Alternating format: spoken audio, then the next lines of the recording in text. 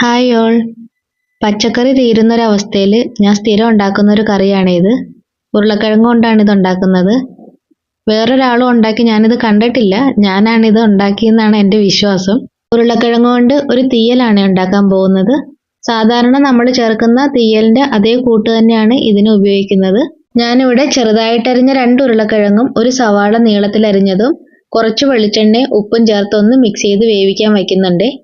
ഇത് ഒത്തിരി നേരം വേകണ്ട, ചെറുതായിട്ടൊന്ന് വാടി കിട്ടിയാൽ മതി.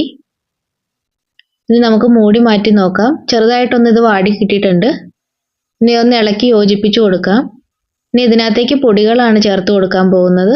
ഞാനിവിടെ കുറച്ച് മുളക് പൊടി ചേർത്ത് കൊടുക്കുന്നുണ്ട്, കുറച്ച് മല്ലിപ്പൊടി, ഒരല്പം മഞ്ഞൾപ്പൊടിയും ചേർത്ത് കൊടുക്കുന്നുണ്ട്. ഇതിൻ്റെ കൃത്യമായ അളവ് ഞാൻ പറയാത്ത എന്താണെന്ന് വെച്ചാൽ, മുളക് പൊടി നമ്മുടെ എരിവിന് ആവശ്യത്തിന് ചേർക്കണം. ഞാൻ കാശ്മീരി മുളക് പൊടി അല്ലാട്ടോ ഉപയോഗിച്ചേക്കണം, സാധാ മുളക് പൊടിയാണ്. അതുകൊണ്ട് എനിക്ക് അതിൻ്റെ അളവ് എരിവിനനുസരിച്ചുള്ളതെന്നേ പറയാൻ പറ്റുള്ളൂ.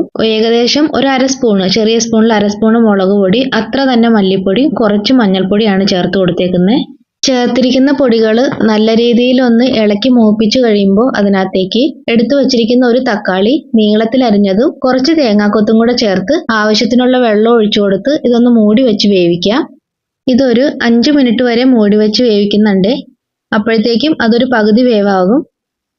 ഒരു 5 മിനിറ്റ് കഴിയുമ്പോൾ ഇതൊന്ന് മൂടി തുറന്ന് വീണ്ടും ഒന്ന് ഇളക്കി ഇട്ട് കൊടുക്കണം. വെള്ളമൊന്നും വറ്റിയിട്ടില്ല, വെള്ളമൊക്കെ അതേപോലെ തന്നെയുണ്ട്. അത് വീണ്ടും ഒന്ന് ഇളക്കി ഇട്ട് കൊടുത്തിട്ട് മൂടി വെച്ച് വേവിക്കാം. ഇനി നമുക്ക് ആവശ്യമുള്ളത് കുറച്ച് തേങ്ങയാണ്. തേങ്ങ ഞാനൊന്ന് മിക്സിയിൽ ഇതേപോലെ പൊടിച്ചെടുത്തിട്ടുണ്ട്. അതൊരു പാനിലേക്ക് ഇട്ട് കൊടുക്കാം. ഇനി അതിൻ്റെ കൂടെ കുറച്ച് കറിവേപ്പില, 2 ഉണക്കമുളക്, ഇനി കുറച്ച് ജീരകം ചേർക്കുന്നുണ്ട്. ജീരകം ചേർക്കുമ്പോൾ വളരെ കുറച്ച് ചേർക്കണം. അതിൻ്റെ ടേസ്റ്റ് എടുത്ത് നിൽക്കുകയും ചെയ്യരുത്, എന്നാൽ ജീരകം ചേർക്കുകയും വേണം. കാരണം ഉരുളക്കിഴങ്ങ് ചിലർക്ക് ഗ്യാസ് ഉണ്ടാക്കും. അങ്ങനെയുള്ളവർ മാത്രം ജീരകം ചേർത്ത് കൊടുത്താൽ മതി. അല്ലാത്തവർക്ക് പ്രശ്നമൊന്നുമില്ല. ജീരകം ചേർക്കാതിരിക്കുന്നത് തന്നെയായിരിക്കും കൂടുതൽ ടേസ്റ്റ്. എനിക്കിവിടെ ഗ്യാസിൻ്റെ ഒരു പ്രോബ്ലം ഉള്ളത് കൊണ്ടാണ് കേട്ടോ ഞാനൊരു അല്പം ജീരകം ചേർത്ത് കൊടുത്തേക്കുന്നത്. ഇനി നല്ലപോലെ തേങ്ങ ഒന്ന് മൂക്കത്തക്ക രീതിയിൽ നമുക്ക് ഒന്ന് ഇളക്കി യോജിപ്പിച്ച് കൊടുക്കാം. ഇളക്കി കൊടുത്തുകൊണ്ടേ ഇരിക്കണം. മൂത്തിട്ടില്ല, മൂക്കുമ്പോൾ കറിവേപ്പില നന്നായിട്ട് പൊടിഞ്ഞു വരും. ഇനി നമുക്ക് ഇതിലേക്ക് മല്ലിപ്പൊടി ചേർത്ത് കൊടുക്കാം.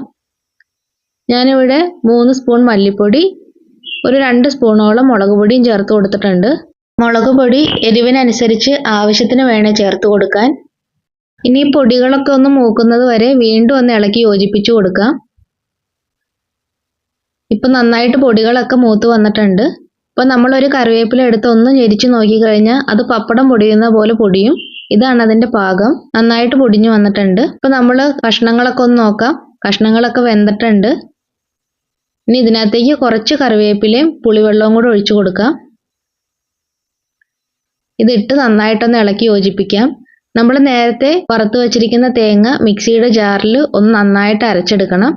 അത് അരച്ചെടുത്തതും കൂടെ നമുക്ക് ഇതിനകത്തേക്ക് ചേർത്ത് കൊടുക്കാം. അരപ്പ് മുഴുവനായിട്ടും തന്നെ വടിച്ച് ചേർക്കാം. ഇനി ആ മിക്സിയുടെ ജാറിൽ കുറച്ച് വെള്ളം ഒഴിച്ച് ആ വെള്ളവും കൂടെ ഒന്ന് ചേർത്ത് കൊടുക്കാം.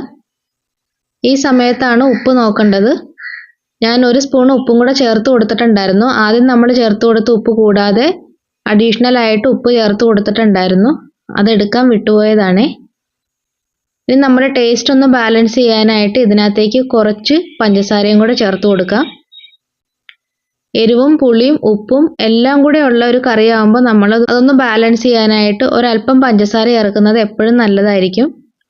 പഞ്ചസാരയും കൂടെ ചേർത്ത് കറി നന്നായിട്ടൊന്ന് തിളച്ച് വന്നപ്പോഴത്തേക്ക് നമ്മൾ അതൊന്ന് മാറ്റി വയ്ക്കാം.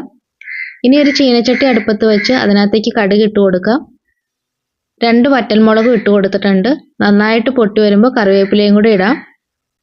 വറവ് ഇത്രയും മതി. നമുക്കിത് കറിയിലേക്ക് ഒഴിച്ചു കൊടുക്കാം. വളരെ എളുപ്പത്തിൽ വീട്ടിലുള്ള സാധനങ്ങൾ വെച്ച് നമുക്ക് വളരെ എളുപ്പത്തിൽ ഉണ്ടാക്കാൻ പറ്റിയ ഒരു കറിയാണ് ഇത്. എല്ലാവരും ഒന്ന് ട്രൈ ചെയ്ത് നോക്കുക. ഇഷ്ടമായാൽ ചാനലൊന്ന് ലൈക്ക് ചെയ്ത് സബ്സ്ക്രൈബ് ചെയ്ത് ആ ബെല്ലൈക്കണും കൂടെ ഒന്ന് പ്രസ് ചെയ്യണേ. Thank you.